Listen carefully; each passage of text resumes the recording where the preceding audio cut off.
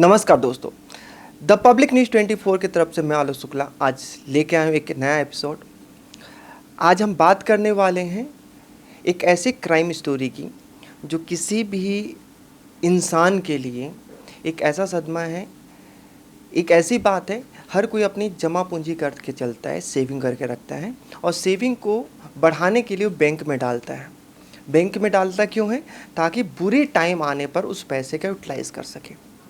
लेकिन नई मुंबई में एक ऐसा क्राइम उभर के आ रहा है जो जो मिडिल क्लास फैमिली है, जिसकी रिक्वायरमेंट होती है लोन का, पढ़ाई के लिए लोन हो, घर चलाने के लिए लोन हो या कार के लिए हो। आम जनता हमेशा क्या ट्राई करती है कि बैंक के पास जाए। लेकिन नई मुंबई में कुछ गिरोह ऐसे काम कर रहे हैं, नई मुंबई में कुछ गिरोह ऐसे काम कर रहे हैं जो लोन के नाम पर एक बहुत बड़ा स्कीम कर रहे हैं। सरकार की नज़र में क्यों नहीं आते? क्योंकि इनकी जो संख्या है या जो ये आंकड़ा है, एक ऐसे स्कीम करते हैं 1,000, 2,000, 50,000, 1,00,000।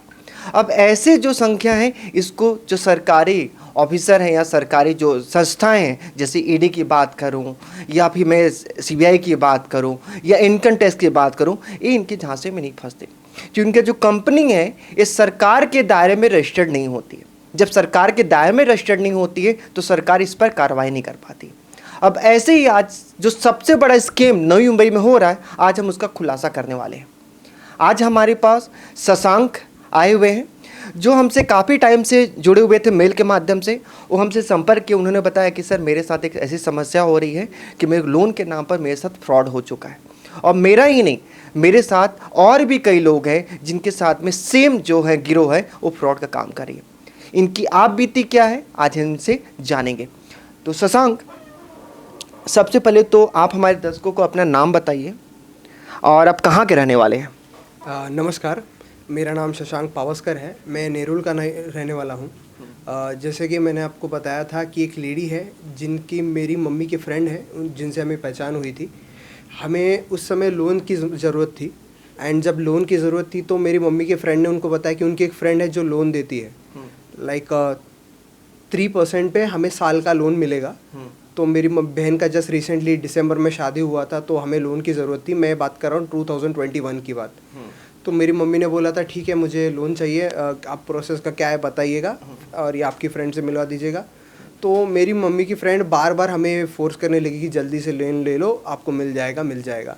तो मेरी मम्मी ने कहीं से तो कर्ज़ा निकाल के 9,000 रुपीज़ प्रोसेसिंग फ़ी का इंतज़ाम किया, एंड मेरी मम्मी ने भर दिया। बट फिर उसके 3-4 दिनों बाद वो मैडम का कॉल आया, हमें बताई कि हमारे पास एक टेंडर का एक नया ऑप्शन है। टेंडर का मतलब जहाँ पे हमारे पास अगर आप 1,00,000 रुपये अगर एक हफ़्ते के लिए इन्वेस्ट करोगे, जो हमें आपको अगले ही हफ्ते 1,00,000 रुपये का 2,00,000 रुपये मिलेगा।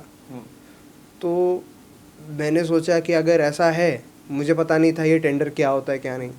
तो मेरी मम्मी ने और हमने बोला कि एक काम करते हैं कि लोन लेते हैं। मैंने मेरे जॉब से, मैं जॉब करता हूँ, तो मैंने एक्सिस बैंक से 1,00,000 रुपये का लोन लिया क्रेडिट कार्ड के ऊपर, एंड मैंने 1,00,000 रुपये मैडम के पास इन्वेस्ट कर दिए। तो अगले ही हफ्ते उन्होंने मुझे 1,00,000 रुपये का 2,00,000 रुपये दिया कैश, ऑनलाइन नहीं, कैश दिया।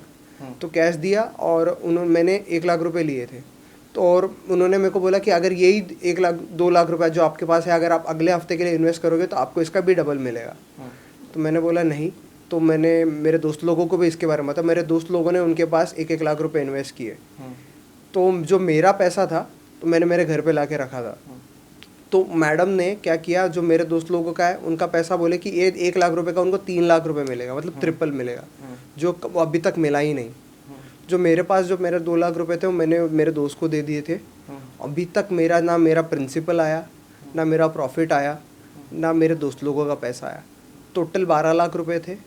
12,00,000 रुपये से मैं जो 2,00,000 रुपये थे मेरे दोस्त को दे दिए। 9,00,000 रुपीज़ का चेक मैडम ने लिख के दिया था कि 9,00,000 रुपीज़ मुझे आपको देना है, एंड 1,00,000 रुपये थे मैडम ने जो किसी को दे दिया थे। तो 9,00,000 रुपीज़ का चेक मिला था 3 बार, जो कि 3 बार, एक है मेरे पास, 2 बार मैंने बैंक में डाला तो बाउंस हो चुका है, एंड बाकी बार बार उन्होंने बोला अगले हफ्ते मिलेगा, अगले हफ्ते मिलेगा। मेरा बैंक अकाउंट फ्रीज हो चुका है। XYZ मल्टीपल बैंक्स हैं। शशांक, मेरा एक सवाल है आपसे बेसिक। आप पढ़े लिखे भी हो, आप जानते हो किसी को बैंक की अगर लोन की ज़रूरत पड़ती है तो बैंक में जाता है। और किसी फाइनेंशियल एडवाइज़र से कांटेक्ट करता है, तो लोन से पहले आप इन लोगों पर जब आपसे बता रहे थे कि आप भी जानते हो एक का 2 लाख अगर होता है, या बोल रही है कि एक का ट्रिपल अमाउंट हो, आपको फीस नहीं लगा कि कुछ इसमें साजिश है, कुछ फ्रॉड हो रहा है आपके साथ में? सर मैंने मैडम से पूछा था, उन मैडम का नाम एक्चुअली उनका नाम है समीक्षा कारंडे।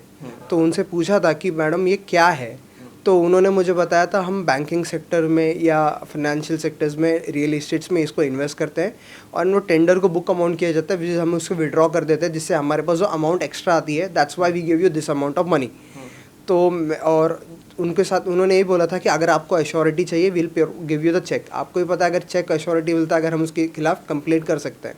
तो हमने इसीलिए एक रिस्क लेके किया था, पर एक बार मिला, देन उसके बाद मेरे दोस्त लोगों ने भी डाला, बट दोस्त लोगों का के साथ साथ हमारा किसी का भी पैसा नहीं आया। आज मेरे साथ लगभग 50 से 60 लोग, ज़्यादा है, उससे भी ज़्यादा नंबर है, मैं शायद से भूल रहा हूँ, बट उससे भी ज़्यादा लोग हैं जिन्होंने टेंडर में पैसे लगाए थे और किसी के भी पैसे नहीं आए। एक लेडी ने पैसा आज लगाया था, उसके अगले हफ्ते उसके हस्बैंड के एक्सीडेंट हुआ था, उसकी पैसे उन्होंने लेडी ने दिए ही नहीं। Each and every one has tortured. तभी भी आज तक मैडम सभी को बोल रहे हैं कि मैं घटना कब की है? ये मैं बात कर रहा हूँ नवंबर 13 2021 की। तो 2021 में आपने इन्वेस्टमेंट किया, आपको कब लगा कि आप जो इन्वेस्टमेंट कर रहे हो ये आपका पैसा डूब रहा है या सामने वाला चीट कर रहा है आपको? जब स्टार्टिंग में उन्होंने बोला था, कोविड चल रहा था उस समय, तो बोल रहा था बैंकिंग का थोड़ा सा इशू है, ऑडिट में चल रहा है हमारा, आपका पैसा मैं जनवरी तक दे दूंगी। जनवरी से फरवरी हो गया, फरवरी से मार्च हो गया, ईच एंड एवरी टाइम वो पोस्टपोन ही कर रहे थे कि बैंकिंग का इशू है, अलग अलग इशू है, इसीलिए मेरा पेमेंट आ नहीं रहा है। एंड उस समय मैं जॉब गुजरात में भी था, तो इसीलिए मैंने ज़्यादा ध्यान नहीं दिया। बट जब मेरे दोस्त लोग मुझे फोर्स करने लगे, वो मैडम क्या है, मैडम से बात करा, मैडम फ़ोन भी नहीं उठा रही, मैडम घर पे जा रहा हूँ तो घर पे भी कोई नहीं है, तो हमने उनको बार बार बोला, तो उन्होंने बोलती कि उसमें नहीं, मेरा फ़ोन ही नहीं उठाना बंद कर दिया। तो हमने बहुत उनको फ़ोन किया, तो बोलती मैं तुम्हारा 1 रुपया भी नहीं दूंगी, तुमको जो करना है करो। बट जो मेरी मम्मी की फ्रेंड है, उनको जब हमने अप्रोच किया, तो उनको मैडम ने, हमारे जो हम लोग उनकी तरह लोन के लिए गए थे, तो उनको उनका रेफरल इनकम जो भी रहता है उस समय का, वो दे दिया था। अभी मेरी मम्मी की फ्रेंड भी हमारा फ़ोन नहीं उठाती, वो डायरेक्ट ये बोलती कि उससे बात करो, मुझे मत फ़ोन करो। हमने पुलिस वाले के पास भी गए, वो मैडम के कोई तो पुलिस वाले हैं पहचान के, वो मुझे कॉल कर रहे हैं, बोलते पुलिस में ही कंप्लेंट नहीं करना। मैं मनसे के पास भी गया था, उन्होंने भी मेरी कंप्लेंट रजिस्टर की, तो वो लेडी ने पुलिस वाले के पास, वो मनसे के भी कंप्लेंट की कि ये लोग मुझे, मेरे पास ब्राइब कर रहे हैं, मेरे पास एक्स्ट्रा पैसा मांग रहे हैं, मुझे टॉर्चर कर रहे हैं। ओके, तो मतलब आपका बोलने का मतलब है कि आप पुलिस स्टेशन में अभी तक गए हो या नहीं गए हो, या आपने कंप्लेन सिर्फ मन से या पॉलिटिकल पार्टी तक की है अभी तक? मैं पहले पुलिस वाले के पास गया था। क्या बोला उन्होंने? मैंने उनको बताया था ये होल स्टोरी जो मैंने आपको बताई। उन्होंने बोला था ये कंज्यूमर कोर्ट का मामला है, आप कंज्यूमर कोर्ट जाइए। तो मैंने बोला सर मेरा कंप्लेंट एक बार। कौन सा पुलिस थाना है? Nerul police station. Nehru police station. कौन सा अधिकारी कौन था? सर अभी करंटली तो नाम नहीं आ रहा, शिंदे उनका सरनेम था। सिंधे सरनेम था उनका। हाँ जी। उनके पास गए तो क्या बोला कि ये कंज्यूमर कोर्ट का मामला है, हमारा मैटर नहीं है? नहीं, तो आपने नहीं बताया कि सर मेरे से चीटिंग हुआ है, पैसा है, तो क्रिमिनल मैटर है? तो उन्होंने बोला ये हमारे से पूछ के पैसा डाला था क्या? अच्छा। तो हमसे पूछ के नहीं डाला, तो हमारे पास शिकायत, वी कांट नोट इट, तो आप कंज्यूमर कोर्ट जाइए। फिर अगर पुलिस ने नहीं लिख के लिया, तब मैं मनसे के पास, उमेश जादव है, तो मैं उनके पास गया था। उन्होंने क्या बोला? उनका नाम उमेश गायकवाड़ था। तो उन्होंने मेरी कंप्लेंट लिखी हुई थी और वो लेडी को बार बार फॉलोअप कर रहे थे, बट वो फ़ोन नहीं उठा रही थी। मैसेज के थ्रू रिप्लाई दे रही थी कि मैं आपके ऑफिस आऊँगी मंडे को, मंडे टू मंडे आया नहीं। बट उन्होंने बाद में मनसे के जो उनके भी ऊपर थे, उनके पास कंप्लेंट रजिस्टर्ड की कि आपके लोग मेरे से पैसा मांग रहे हैं। अच्छा, फिर उसके बाद उन्होंने हकीकत बताई कि अपने सीनियर, उमेश ने अपने सीनियर को हकीकत बताई, ये लेडी ने बहुत सारे लोगों का पैसा ऐंठा है। तो मैंने रिटर्न में भी उनके पास कंप्लेंट रजिस्टर की थी, फिर उनके तरफ से भी कोई रिस्पांस नहीं आया। अभी तक कोई नहीं आया? नहीं। आप बीच में जिक्र कर रहे थे, आपने जो हमें मेल किया है उसमें आपने जिक्र किया है कि सर मेरे को मेंटली टॉर्चर हो रहा है मेरे को, तो मैं आपसे जानना चाहूँगा क्या मेंटली टॉर्चर हुआ है? सर अभी मैंने भी लोन लेके पैसा डाला है, तो मैंने 1 लाख रुपए का लोन लिया था।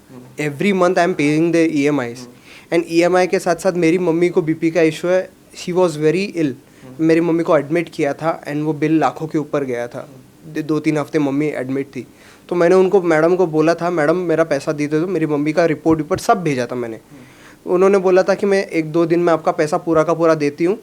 सर अभी तक लगभग 3 से 4 हफ्ते हो चुके हैं, ईच एंड एवरी टाइम कल दे दूँगी, कल दे दूँगी, कल दे दूँगी, पर नहीं दिया। अभी तक मेरी मम्मी हॉस्पिटल में है। अब मेरे पास पैसा नहीं है बिल पे करने का, तो अभी कहाँ से लाऊँ मैं पैसा?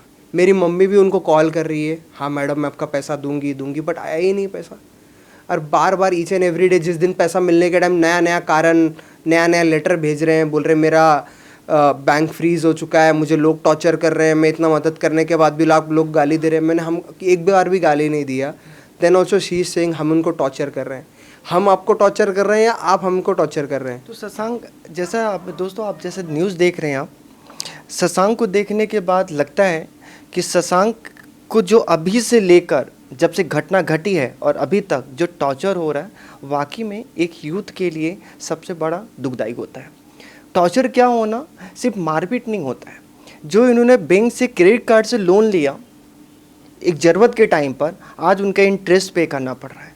जब इंटरेस्ट पे नहीं करते, इन्हें हज़ारों कॉल आते हैं। उसी दौरान इनकी माता का तबीयत ख़राब हो गया, उन्हें हॉस्पिटल में एडमिट कराया, और हॉस्पिटल में भी आप जानते हैं कितना खर्च होता है। एक लड़का हर कुछ बर्दाश्त कर सकता है, लेकिन अपने परिवार का कोई अगर सदस्य का तबीयत खराब हो, हॉस्पिटल में एडमिट हो, वो बर्दाश्त नहीं कर पाता। इन्होंने जो पैसा डाला वो इन्हें झांसा पर झांसा देते गई, अवॉइड पर अवॉइड करते गई, और आज इनका जो दुख है, शर्म के साथ बोलना चाहूँगा कि जो हमारी प्रशासन है या जो व्यवस्था है, जो समाज के सुधारक हैं, आज वही भक्षक बने हुए हैं। मैं सारे लोगों का नाम नहीं लेना चाहूँगा, लेकिन विक्टिम तो वो भी हैं कि जब पुलिस के पास गए तो पुलिस वाले इनको केस नहीं लिखा, इन्होंने बोला कि हमारा मैटर नहीं, आप किसी और का मैटर जाओ। मैं पूछना चाहूँगा कि सर ऐसा कौन सा लॉ बुक है जिसको आपने स्टडी करके आप ये बात बोल रहे हो कि ये कंज्यूमर का मैटर है? ये साफ साफ आपको भी मालूम है कि अगर किसी ने पैसा दिया और कंपनी रजिस्टर्ड नहीं है और लोन का स्कीम कर रही है, ये सबसे बड़ा 420 फ्रॉड का मामला है, जिसका क्रिमिनल मैटर बनता है। आज मैं शशांक जानूंगा कि शशांक को आखिर कानून व्यवस्था पर भरोसा क्यों नहीं है, अब क्या कारण है उसका? सर अभी कानून के मामले में हम जब पुलिस वाले के पास गए तो सर ने हमने मेरी स्टोरी भी नहीं सुनी, आधे में काट दिया। एंड उन्होंने बोला था कि ये पैसे हमसे पूछ के डाला था क्या? मैंने बोला नहीं, तो हमारे पास आप कंप्लेंट करने क्यों आए हो? मैंने बोला सर आप ही हमें सपोर्ट करेंगे, बिकॉज लीगली तरीके से चलने के लिए आपको ही हमें सपोर्ट करना पड़ेगा। तो उन्होंने बोला था ये हमारा मामला नहीं, आप कंज्यूमर कोर्ट के पास जाइए। मैं वकील के पास भी गया, वकील ने बोला उनका एड्रेस चाहिए। उन्होंने अपना घर शिफ्ट कर लिया था, तो उन्होंने बोला कि इसका एड्रेस नहीं है तो हम उसके ऊपर कंप्लेंट नहीं कर पाएंगे। बिकॉज मैं यहाँ सब जगह गया, बिकॉज मेरे दोस्त लोग ऑलरेडी बैंकिंग सेक्टर में जॉब करते हैं एंड उनका पैसा अटका पड़ा है। तो उन्होंने मुझे बोला कि तेरे दोस्त पहचान के है तो चल हम लोग के पास जाना, उनके पास जाते हैं। अभी वो मैडम ने मुझे बैंक के स्लिप्स भेजे थे RTGS का, जिसमें मैडम के बैंक के डिटेल्स नहीं थे, मेरे बैंक के डिटेल्स थे। मैं आपसे पूछना चाहूँगा कि बैंक अगर आपका अकाउंट नंबर नहीं रहता है तब भी बैंक आपके अकाउंट पे स्लिप पे स्टैम्प तो देता ही नहीं है। बट वो मैडम ने बैंक का सिग्नेचर स्टैम्प विथ ट्रांसफर का भी मुझे स्लिप भेजा कि आपके अकाउंट 9 लाख। 9 लाख। आपको मालूम होगा कि 1 लाख से ज़्यादा, अगर 99 अगर 1 लाख से ज़्यादा का हो तो सामने वाले का पैन कार्ड, दोनों का पैन कार्ड लगता है। RTGS का उन्होंने मुझे इंडसइंड बैंक से दिया था। 23 तारीख को भेजा था। उन्होंने कहा था कि 24 जनवरी को आपके अकाउंट में आ जाएगा। मेरे पास स्लिप भी है, I can share with you. उन्होंने भेजा 24 तारीख को, अभी तक नहीं आया। तो मैं बैंक में गया, बैंक का उसका प्रिंट कॉपी लेके मैं बैंक में गया। बैंक की मैनेजर मुझे बोलती है कि इसमें तो फंड ही नहीं है, बैंक में इसमें फंड ही नहीं है, अकाउंट 80,000 माइनस में चल रहा है। मैंने मैडम को कॉल किया, बोलते मैडम बोल रहे हो बैंक के कुछ एम्प्लॉयज़ गलत बोल रहे हैं, मेरा दूसरा अकाउंट है जिसमें मोर देन CR के ऊपर अब बैलेंस है, वहाँ से मेरा बैलेंस आने वाला है, चेक्स के नहीं है, इसीलिए अभी तक तुमको फ़ंड नहीं हुआ, अगले दिन आ जाएगा। सर अगले दिन तक, आज हम फरवरी में हैं, तभी तक मेरे अकाउंट में पैसा नहीं आया। आजकल मैनेजर से मिलने के लिए जाता हूँ मैं कामोटे ब्रांच में, मैनेजर मुझसे मिलते नहीं हैं। अच्छा, मैनेजर मिलते ही नहीं आपसे? मैंने इंडसइंड बैंक के में ब्रांचिंग में उनका ईमेल भी डाला था, उसका भी अभी तक कोई रिस्पांस नहीं आया। अब दोस्तों, हम आने वाले समय पर आपको सबसे बड़ा जो एक्सक्लूसिव है, हम आपको उन जो फ्रॉड करने वाले हैं उनका चेहरा, उनका नाम दिखाने वाले हैं। लेकिन इससे पहले मैं बता दूं, हमारे चैनल का किसी भी पॉलिटिकल पार्टी से कोई विरोध नहीं है, न पर्टिकुलर किसी जनता या पर्टिकुलर नाम से कोई विरोध है। हम समाज कल्याण के लिए काम कर रहे हैं, जिसमें समाज में कुछ ऐसे लोग हैं जो समाज के खिलाफ काम कर रहे हैं, जो ऐसे लोगों को ठग रहे हैं, ऐसा स्कीम कर रहे हैं जिससे आने वाले समय पर ऐसे बहुत लोग हैं जो ऐसे स्कीम के लालच में पड़कर या ऐसे इन लोगों के साथ देकर सुसाइड तक कर लेते हैं, क्योंकि इनका जो बचा कुचा पैसा है ये जमा पूंजी होता है, और जमा पूंजी कोई हड़प ले या उसको डकार मार दे तो सामने समझ सकते हैं वो स्थिति क्या होगी। हम अपने चैनल पर उनका खुलासा करेंगे बहुत जल्द, उनका नाम भी बताएंगे आपको, और इसकी जो स्टोरी है हम नेक्स्ट एपिसोड में आपको दिखाने वाले, इनकी फुल स्टोरी कि इनके साथ और क्या हुआ और कंपनी का नाम क्या है, और अगर ऐसी संस्था अगर ऐसा काम कर रही है तो उनके खिलाफ क्या कार्रवाई होनी चाहिए, मैं आप सभी से पूछना चाहता हूं। और आपके साथ भी अगर ऐसा कोई अन्याय हो रहा है या ऐसा कोई स्कैम हो रहा है, आप नीचे दिए नंबर पर संपर्क करिए, हम आपकी आवाज़ बनेंगे।